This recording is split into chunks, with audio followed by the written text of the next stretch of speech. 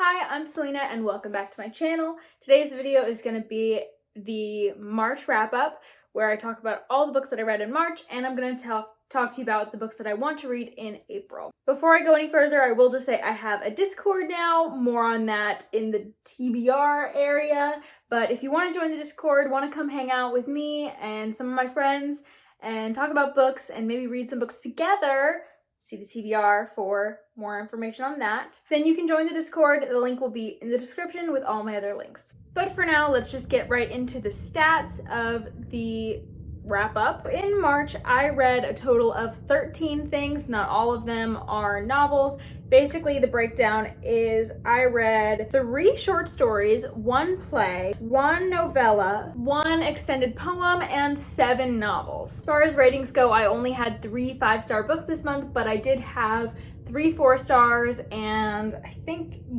5 3-stars. So a lot of what I read was middle of the road. And then I had 2 2-stars and then 1 that I left unrated. The most common genre that I read this month was gothic horror, specifically classic gothic horror, because I'm in a gothic class, like a class on the gothic genre.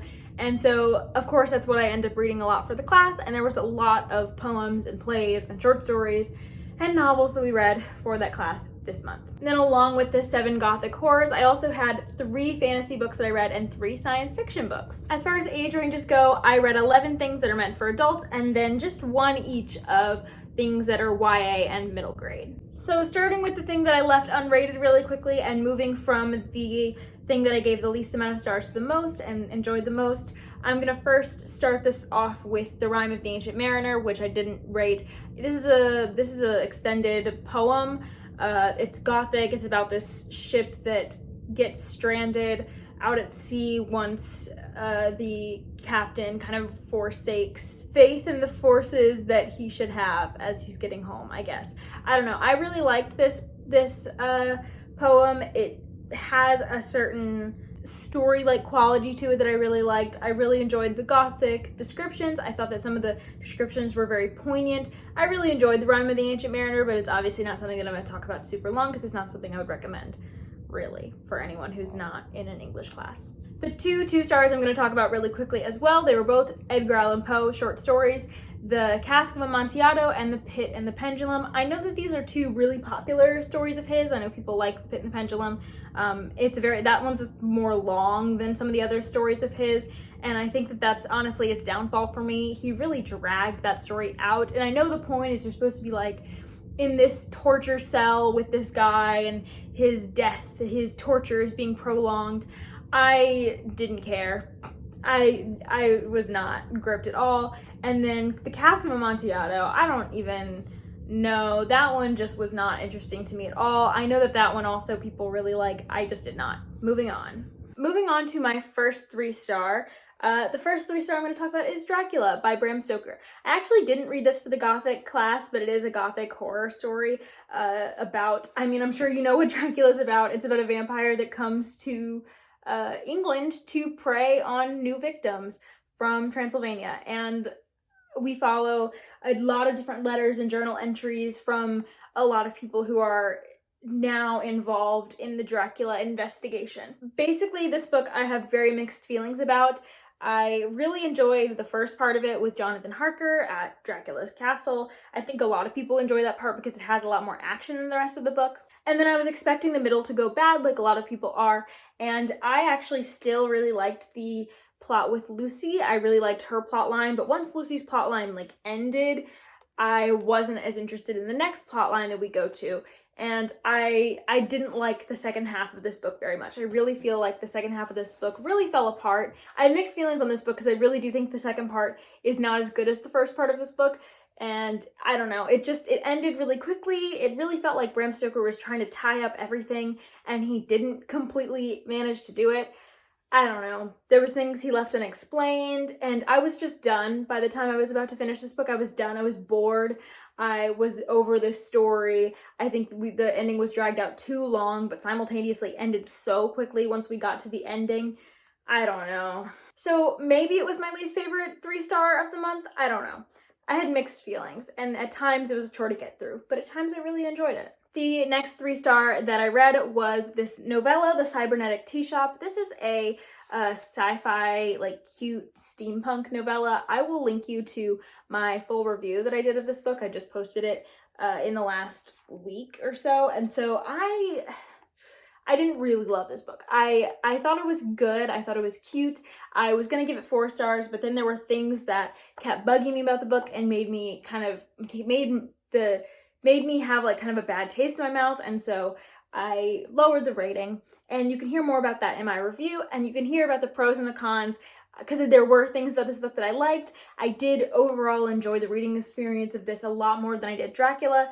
I think this book did a lot right. There was just some things that bugged me about it that I didn't really love. And I'm realizing I haven't told you anything about what it's about. And basically all I want to say about this book, because it's so short, is that you follow a woman who moves around a lot as she moves into a new city and starts going to this tea shop that is run by a robot. And this is a sapphic relationship, and there is good asexual rep as well. So next I'm going to talk about some other 2 gothic horror things that I read for a class. The first one I'm going to talk about is Castle Spectre by Matthew Lewis. I think this is like a 3.5 star for me. I was going to give it lower, but then it stuck with me, and I like went back to it to write an essay, and I think that there was a lot of things that Matthew Lewis did that worked really well. This is basically a play that I called it gothic horror in my genres, but it's really more of a comedy. It's like a comedic parody of gothic horror, and I think that there were a lot of things that Matthew Lewis did that made this really funny.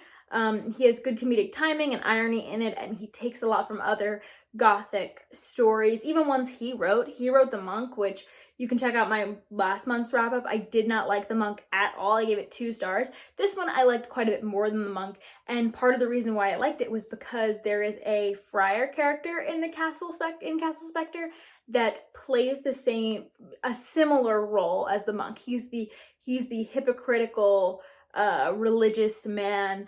In both of those stories by Matthew Lewis have them, and they get the same points across, but Castle Spectre does it in like a funny way, and where you show like his like gluttony and his hypersexuality in a non-gross way, whereas The Monk is definitely a horror book where you are watching this person be absolutely terrible.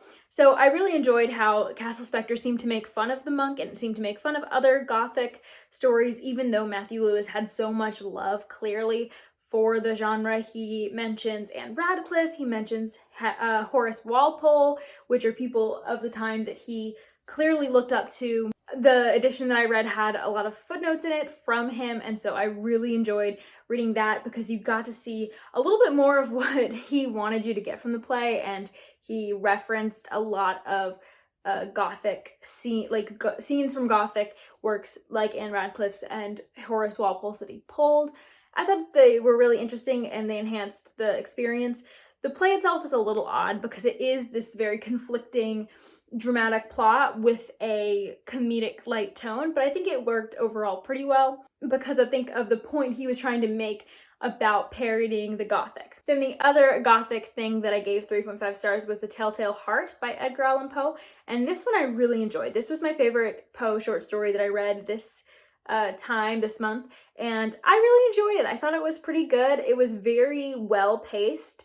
And very suspenseful and interesting. It has an unreliable narrator. I'm sure you know about The Telltale Heart, but if you don't, I don't really want to say anything about it, so just if you are interested in Poe, I would recommend it. It's one of the things that is most popular from Poe, and I see why. I agree that it should be that popular, and I really like The Telltale Heart. I recommend it, but I can't say anything else here other than Poe builds a suspense really well for it. And my final 3.5 star is A Vow So Bold and Deadly by Brigid Kemmerer. I gave this 3.5 stars. The Telltale Heart might be a 4 star. I don't know. Its ratings are hard. This is definitely a 3.5 star that I enjoyed, but not quite as much as I wanted to enjoy it. This is the third book in the Cursebreaker series by Brigid Kemmerer. The first book is A Curse so Dark and Lonely, and the second book is A Heart So Fierce and Broken. I really loved A Curse so Dark and Lonely when I read it, and I still count it as one of my favorite YA books, but I didn't really love A Heart So Fierce and Broken. I gave it 3 stars. I thought it was good. I thought it was okay, but I overall just didn't care about it as much as the first one. And A Vow So Bold and Deadly, I think was a good conclusion. It was a good continuation of the series. And I think that it did a good job of bringing back some of my love from the first book. It wasn't as fun as the first book. I know that one of the criticisms about the second book that I fully agree with is the second book isn't quite as fun as the first book. The first book is this fun Beauty and the Beast retelling, where the second one gets into a lot more like war and character problems. Like a lot of characters have problems with each other that I was not fun for me to read. And If Also Bold and Deadly is still on that path with war and characters having sort of tensions with each other, but I enjoyed the way this did it more, partially because we got more characters in this one. Curse of Dark and Lonely focuses primarily on 2 characters, and then Hearts of Fierce and Broken does too, but it's different characters. It's 2 different characters than we got in the first book, and I didn't care about them as much, and all 4 characters had perspectives in this book, and I thought it was balanced pretty well, and I enjoyed getting back the perspectives from the first book enough to where I was enjoying this a lot more, and I did like a lot of the ways that this resolved. I enjoyed some of the character relationships we got to see and some of the developments that we got from characters and their relationships. In the end, it was a good conclusion, but it's not a new favorite series or anything. It's not a new favorite book. It was a 3.5. It was better than the previous book, which I gave a 3, but it wasn't anywhere near as good as the first book, and I still kind of want to treat the series as a standalone. Like, I read the sequels, and I'm not, like, mad at them, but they're just not as good as The Curse of Dark and Lonely. I think I may have said that I have 3 4-star books, but I actually only have 2 books here. I have The Telltale Heart, which is, like, 3.5, 4, I don't know. But the first of the 4-star books that I read was actually a reread. I forgot to say that all the Poe short stories that I read were rereads, as well as the Rime of the Ancient Mariner. And The Ancient Mariner and Telltale Heart I appreciated a lot more than the first time I read them, but the other 2, I had pretty much the exact same experience reading those. They were not appealing to me the second time around in the way that the Rime of the Ancient Mariner and the Telltale Heart were. But the next reread and the next 4-star that I'm going to talk about is Frankenstein by Mary Shelley. I don't know why I forgot her name. But Frankenstein is I mean, you know, it's a gothic horror. People sometimes call it the first science fiction. I don't know. It's kind of one of those things that's in between genres, because it really is about a tense and like antagonistic relationship between 2 very like people. And it's about like questions of humanity and what makes a human and morality. It really questions whether the people in this book are doing things for the right reasons and whether they think they're doing something that is good but actually it's not, or they are these people careless with their intentions. You probably know what Frankenstein's about. In case you don't, it's about a scientist that wants to gain control over life, and he manages to do it.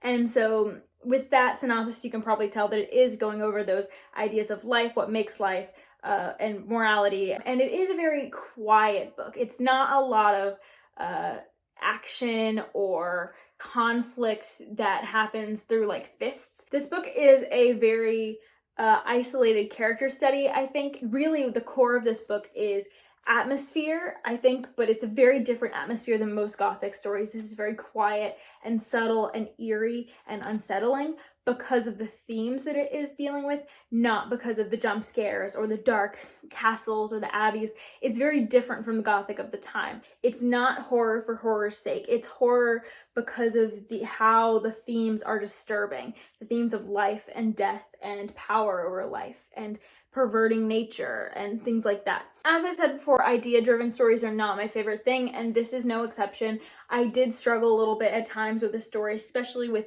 the ideas, but I really think that Mary Shelley's prose and the way she got her ideas and her story across was beautiful. This is probably one of my favorite books that are really books of ideas that I've ever read, because Mary Shelley just executed it so well, and it was exactly the story it needed to be. It was exactly how long it needed to be. She knew what she needed to write, and she did it. I just really respect her for that, and I respect her for going over the ideas she did in the way that she did it, and I think that it was really masterfully done, even if it's not, you know, my favorite book. I still give it 4 stars, even if I had some parts where things were slow or where I would have preferred something different to be happening. I can definitely see why this is still a classic and why it is still talked about so widely, and I would recommend it if you are interested and haven't read it before. Forgetting Mary Shelley's name is a grave mistake. Moving on to the things that I actually really enjoyed this month. The first one of those is a 4-star, and that is Gideon the Ninth. I have not been able to stop thinking about this book because when I see it, like when I see it on like my Goodreads or something, I'm like, that was a good book. I still think it's a 4-star. It's just like a really good 4-star. And this I have a full review for, so I'm not going to go into too much. The tagline that people like to say is it's lesbian necromancers in space. It's really lesbian necromancer frenemies in a gothic mansion on another planet. It's really not a very spacey book, but it is a sci fantasy, so you do have this other world and you can travel through planets.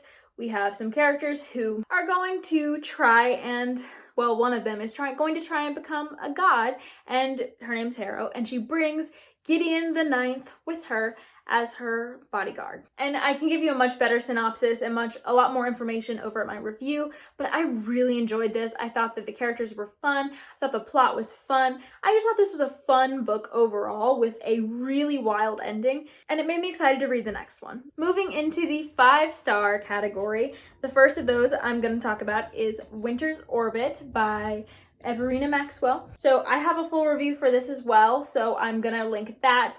And I'm not gonna go too much on too much about it, but it is a science fiction romance, I would say, that has about 50% plot, 50% romance, about these two people who are in an arranged marriage that is supposed to guarantee a treaty between their planets to be re-signed, basically. One of the people in this arranged marriage, Gideon, was actually married before, but his husband, his first husband, unexpectedly died, and they had to rush a new marriage between Gideon and this other guy, Kiam. And so as this marriage is happening and taking place and the two are getting to know each other, there seems to be more to Gideon's first husband's death than they originally thought. And so I don't want to say any more than that, but I loved this book so much. This is my favorite book with any sort of romance plot at the center.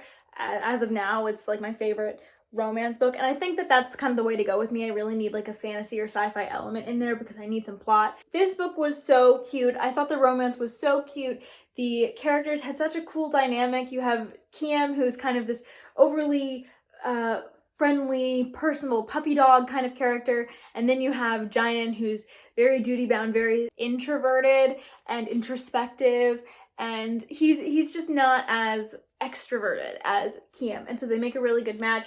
I thought this was really adorable and also had a really cool plot. I think the first half of this book is slow on both the romance and the plot, but the second half really picks up, and even in the like parts that I think someone could call slow, I really enjoyed this. I highly recommend you checking out my review for more details on this, and also there are definitely triggers or surrounding relationship violence with this book, and so I'm going to leave those in the comments, the pinned comment below. The next 5-star book I'm going to keep really brief because I have a review coming out on Sunday, and I'm going to be hopefully doing a book talk of the series with my friend Udi when we finish it, and that book is Jade City by Fonda Lee, first book in the Greenbone saga. This is a book that Fonda Lee describes as Godfather with magic and kung fu, and I think that this is I guess this is a good way to describe it. I've never seen The Godfather, but we basically follow 2 gangs as a gang war in this city called Kekon seems to be on the horizon, and we follow one family within one of the gangs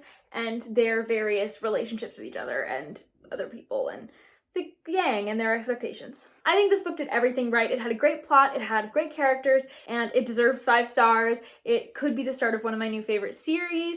I think the plot was really fun, really interesting. Even though it is a character-driven book, I was never bored. I think the characters are really good. I don't think there's any character that is like my favorite yet, or I don't know that the plot of this book was my favorite plot ever, but I think that overall it was really good and it equaled 5 stars because it was so good, and it has the potential to get even better with the sequel. And then my final 5-star of the month, and I think my favorite 5-star of the month was Wundersmith by Jessica Townsend. This is the second book in the Nevermore series. I love the series so much. Wundersmith is my favorite in the series so far. It's only the second book in the series. I have a full review for this. I will link that. This is basically just about a girl named Morgan who on her 11th birthday, I want to say, is swept away by this guy called Jupiter North, who takes her to another city out of a neglectful household and acts as kind of a father-like mentor for her and allows her to come under his wing and under his protection and try to enter the Wonder Society's trials in order to possibly get into the Wonder Society one day. The city he takes her to is a place bursting with magic, and I think that all of the things I loved about Nevermore were just compounded in this book and also expanded upon. I loved Morgan's character. I think we got more of an arc for her. I love the magic. We definitely got more magic. I loved Nevermore the city. We got to see more of the city. We also got to see a very contained setting that was also really cool, just like in the first book. I think this book did pretty much everything right. I'm going to link you to my review, but I just think that this book was stellar, and I think everyone should read the Nevermore series because it's so good. On to my TBR portion of this video. I'm gonna get to the Discord stuff later in the TBR, but first I'm gonna tell you about a couple of the books that I'm gonna buddy read with my friend Udi. Dragon's Bane by Barbara Hambly. So I know that this, I don't know when this exactly came out, but it's kind of a classic fantasy, and what Udi tells me it's about is about this mom who has to choose between her family and her career, which is like riding dragons or something. I don't know. I think there's more to it than that, or it's more complicated than that or something, but I'm really excited because Udi is really excited to read this, and I heard that this is one of the first books that Brandon Sanderson read and got into fantasy from. It was the thing that his teacher gave him and he loved, and it got him really into fantasy. Also, I love dragons, and this cover is beautiful, and so I'm super excited to read a dragon book. The other thing I'm going to be buddy reading with Udi is actually a sequel of a series that we started last month, which I literally talked about in this wrap-up, and we're going to be buddy reading Jade War, the sequel to Jade City, the second in the Greenbone saga. And I'm really excited because everyone says that Jade War is like way better than Jade City and is also crazy and makes this like one of the best series ever for a lot of people. And so I'm really excited about that. Then another sequel that I'm really excited to get to this month, hopefully I'll be able to get to it. It's just for me, it's not for a buddy read. And that is Hollowpox by Jessica Townsend. I forgot her name, and I literally just talked about the second book in this series. This is another book that I read the previous book in the previous month, so you probably just heard me talk about it. I'm hoping to continue the series and continue with Morgan's journey. This is the last one out so far, which is very sad, but I've really missed this series, and so I'm really excited to see where this book takes us. I'm really hoping to get to it very soon. On to some buddy reads that I'm doing with my friend Ray that are actually all sequels to books that we have read together before. Two of them I think were in my last TBR and we just didn't get to them this month. Ray's actually already started this first one, and this is the next audiobook I'm picking up, and that is The Shadow of Kyoshi by F.C. Yee. This is the second book to book one of the Kyoshi books, The Rise of Kyoshi. I really don't know what else this is about, but Ray's really liking it so far, so I'm really hoping to like it as well. The next one that we are going to read, I think, was definitely in my last TBR, and that is The Lost World by Michael Crichton. If we get to this one, we get to it, but I'm excited to read the sequel to Jurassic Park since we love Jurassic Park so much in February. I'll link the review for it. I'll also link the review for Rise of Kyoshi and Nevermore and stuff if I haven't already. And then the final sequel Ray and I are hoping to get to is Rule of Wolves by Leigh Bardugo. Ray actually is one of the reasons why I got into the Grisha trilogy, and one of the reasons therefore that I got back into reading, because when I picked up the Grisha trilogy, I started reading again after years of not reading. And Ray loved the Grisha trilogy. She encouraged me to read it. I read it, and then we buddy read Six of Crows and Crooked Kingdom together. And then when King of Scars came out the following year, we read it together as well. We didn't love that one quite as much as we loved the other books at the time, but I think we're still gonna see Rule of Wolves through because, like, just to complete the series and get it done. And I am somewhat curious how Leigh Bardugo is going to manage to wrap all the plots that she opened in book 1 in a single other book. And then the final book that Ray and I are buddy reading is actually going to be open to you guys too, if you want to. In the Discord, there is going to be a bunch of channels for buddy reading with this book, chapters by chapters, a couple chapters at a time, where we can all talk about our thoughts. If you guys want to buddy read this with us, we've decided to do a book club type thing together that we named ages ago and made a Goodreads group for ages ago but never really picked up, called Asteroid B612 from The Little Prince. And so the Asteroid B612 channels have all the channels for this book that we're going to be reading. If you guys want to join, you can join the Goodreads group, join the Discord, join in when we start reading this in April, and we can all chat about it in spoiler and non-spoiler detail. And the book that we picked this month to do the Asteroid B612 book club is The Haunting of Hill House by Shirley Jackson. This is perfect because I'm kind of killing two birds with one stone, because this is a book I have to read for school. And it's also something that I think Ray would really like because she does like horror. I'm not sure if it's going to be the type of horror that she really likes, because I've heard it's not quite as horrific as modern horror, but hopefully we'll still enjoy this and be able to talk with some of you about it. But that's not all for the Discord. Oh no, we are hopefully, if you guys want to, if people who join the Discord once this video goes up wants to, going to be buddy reading a book together. As of right now, since I literally just created this Discord today, the book is not chosen, because I was hoping if we do buddy reads on the Discord that I could have some of you guys choose them out of a couple of options. And so I'm going to show you the options. All of these will hopefully get read this month, or I'm going to try to at least start some of them or read some of them this month. But you guys can choose which one we buddy read for the month. There's 4 options that I'm going to tell you guys about that are going to be options for the Discord buddy read, and you guys can vote over there once that is available, which it should be hopefully by the time this goes up. First option is actually All Systems Red by Martha Wells. This is the first book in the Murderbot series, which I'm sure most of you have heard of. If you haven't read it, this might be a good time for you to go and vote for it so we can all read it together. But yeah, this is about a robot who's technically a Murderbot, but he really just likes to watch soaps and chill. And that's all I know about Murderbot. But that's the first option. The second option is actually one of my friend Udi's favorite books, A Wizard's Guide to Defensive Baking by T. Kingfisher. I really want to read this. All I know is it's about a girl who gets involved in a political conspiracy, but she only uses baking magic. She can only use baking magic, and she has to use that to navigate her way through this really dangerous situation. I'm not sure. Udi loved this book, and it seems like it's going to have enough whimsy and funness for me to really be into it too. So if you want to read this book with us, go and vote for it on the Discord. Go join and vote. The next option for the buddy read for April is Steelheart by Brandon Sanderson. This is Brandon Sanderson's YA superhero story, the first book in a trilogy, and so if you have not read Steelheart, then now might be a good time to go vote for it on the Discord. Join the Discord and vote, and we can maybe read this together if it gets enough votes. And then the final book that you could vote for and force me to read, and we can all buddy read together, might be a really interesting one because it's really freaking long.